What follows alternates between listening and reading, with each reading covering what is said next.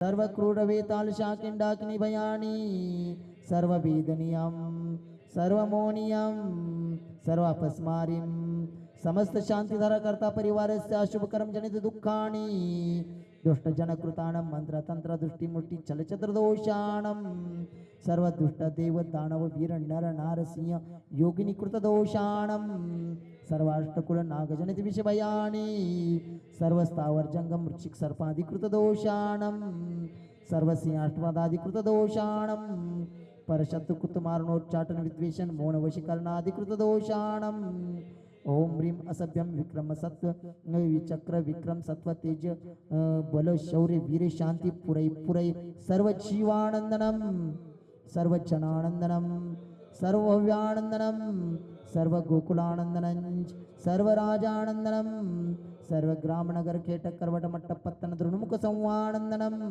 सर्वानंदनम यस्कुं त्रिषु लोकेषु व्याधिवसनजितम् अभयं क्षेमारोग्ये स्वस्तिरस्तु विधेयते श्रीरस्तु शिवमस्तु जयस्तु नित्यमारोग्यमस्तु।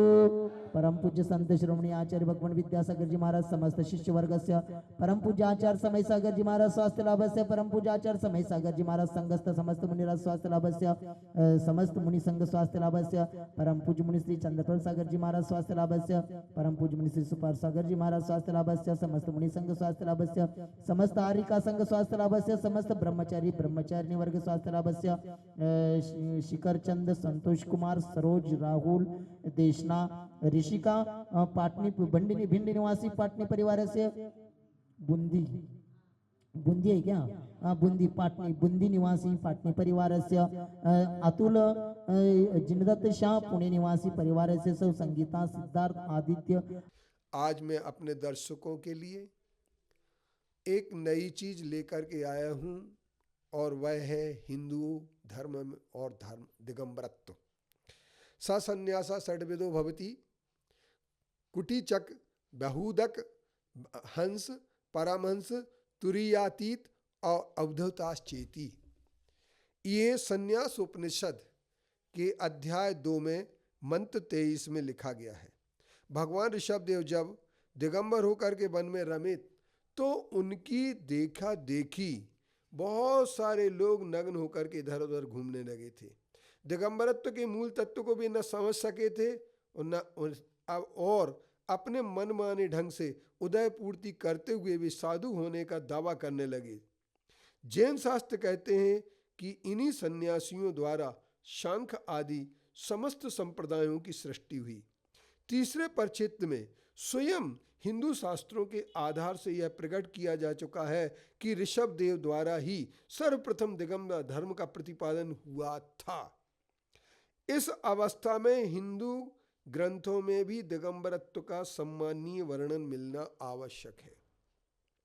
यह बात जरूरी है कि हिंदू धर्म के वेद और प्राचीन बृहद उपनिषदों में साधु के दिगंबरत्व का वर्णन प्राय नहीं मिलता है, किंतु उनके छोटे छोटे उपनिषदों में एवं अन्य ग्रंथों में इसका विशेष ढंग से प्रतिपादन किया गया मिलता है। भिक्षुक उपनिषद, साटनीय उपनिषद, याज्ञवल्क्यो उपनिषद, परमहंस पारिवार्जिक उपनिषद आदि में यद्यपि सन्यासियों के 4 भेद कुटीचक, विभूदक, हंस और परमहंस बताए गए हैं, किंतु संन्यास उपनिषद में दूसरे अध्याय के 23 मंत्र में 6 प्रकार के सन्यासियों का वर्णन मिलता है और उन 6 प्रकार के सन्यासियों में एक तुरीयातीत और अवधूत ये सन्यासी और गिनाए गए हैं। इस तरीके से कुटीचक, बहुदक, हंस, परमहंस, तुरीयातीत और अवधूत ये 6 प्रकार के सन्यासियों का वर्णन मिलता है। इन 6 प्रकार के सन्यासियों में पहले 3 प्रकार के सन्यासी अर्थात कुटीचक, बहुदक और हंस ये त्रिदंड को धारण करते हैं, इसलिए त्रिदंडी कहलाते हैं। शिखा, जटा, वस्त्र, कौपीन आदि को धारण करते हैं। लेकिन परमहंस पारिवाजिक शिखा और यज्ञोपवीत द्विज चिन्ह धारण नहीं करते हैं और वह एक दंड ग्रहण करते हैं।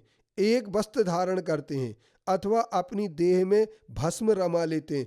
तुरीयातीत परिव्राजक बिल्कुल दिगंबर होते हैं और यह संन्यास नियमों का पालन करते हैं, किंतु अंतिम अवधूत पूर्ण दिगंबर और निर्द्वंद होते हैं।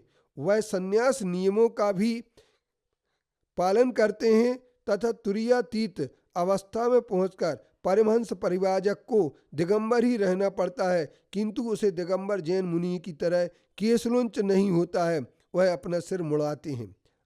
और अवधूत पद तो तुरीयातीत की मरण अवस्था है।